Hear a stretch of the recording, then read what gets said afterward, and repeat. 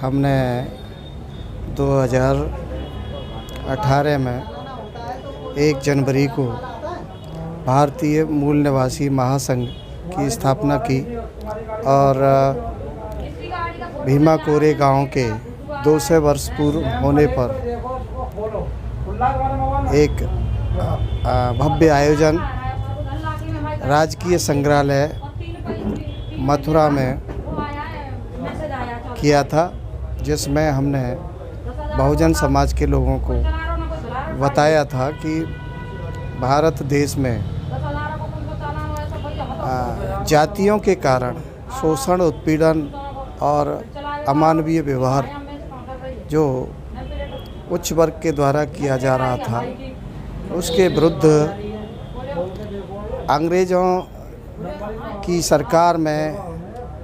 छोटी बड़ी नौकरियां अनुसूचित जाति के लोगों ने, बहुजन समाज के लोगों ने हत्या करके जो अपने उत्पीड़न और शोषण के विरुद्ध संघर्ष किया, उसमें 1 जनवरी 1818 को जो विजय हासिल की थी, उसको एक शौर्य दिवस का रूप देते हुए उसकी याद में स्मृति दिवस के रूप में वो आयोजन हम लोगों ने किया था। जब हमने उस संबंध में बताया तो लोगों का नज़रिया बदला और उन्होंने कहा कि जब 500 महार योद्धा और 28,500 सवर्ण समाज के योद्धा, आतंकी, लुटेरे, शोषण करने वाले लोगों को खदेड़ा और हराया,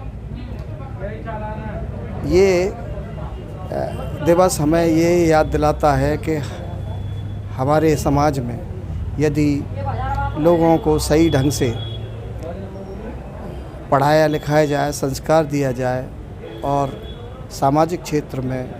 धार्मिक क्षेत्र में और आर्थिक क्षेत्र में उन्हें मजबूत कर दिया जाए, तो राजनीतिक रूप से परिपक्व होने में और राजनीतिक रूप से मजबूत होने में कोई देर नहीं लगेगी।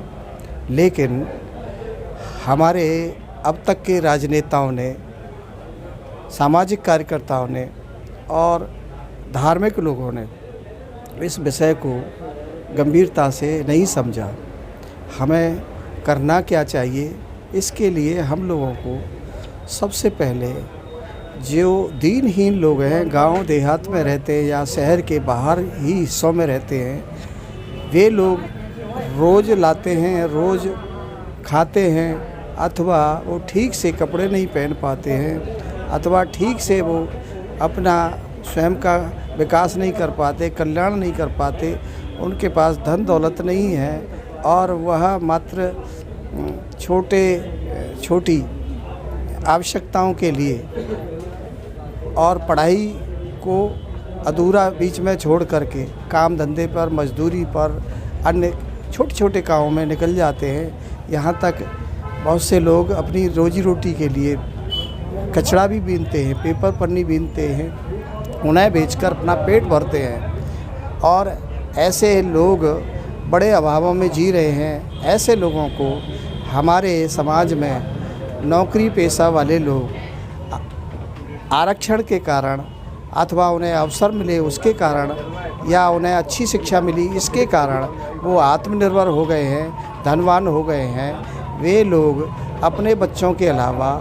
प्रत्येक व्यक्ति 2 बच्चों को अपने जीवन में,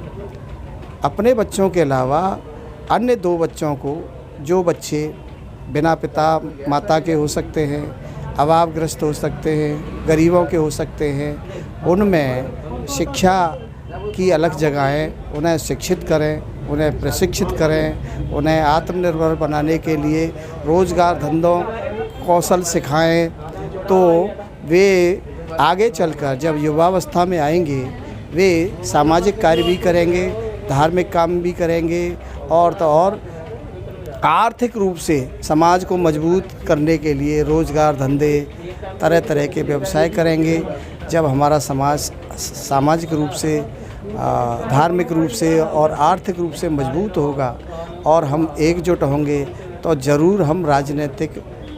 रूप से भी मजबूत होंगे। और जब हमारा धर्म एक होगा, मन एक होगा और कर्म एक होगा और सब एक दूसरे को भाई भाई समझेंगे तो बहुजन समाज का, जिसको कभी मान्यवर काशीराम साहब ने 85% कहा, डॉक्टर भीमराव अम्बेडकर ने भी उन्हें समय समय पर मूक, नायक, बधिर या बहिष्कृत अथवा अछूत, शूद्र आदि आदि नामों से संबोधित करते हुए उनके हक अधिकार के लिए लड़ाई लड़ी थी। ऐसे समाज के लोगों को, जो समाज आज भी भारत देश में 80 से 90% के बीच में है, ऐसे अभावग्रस्त जीवन जी रहा है, इससे समाज के लोगों को हम आत्मनिर्भर बनाएं और उन्हें विश्वास दिलाएं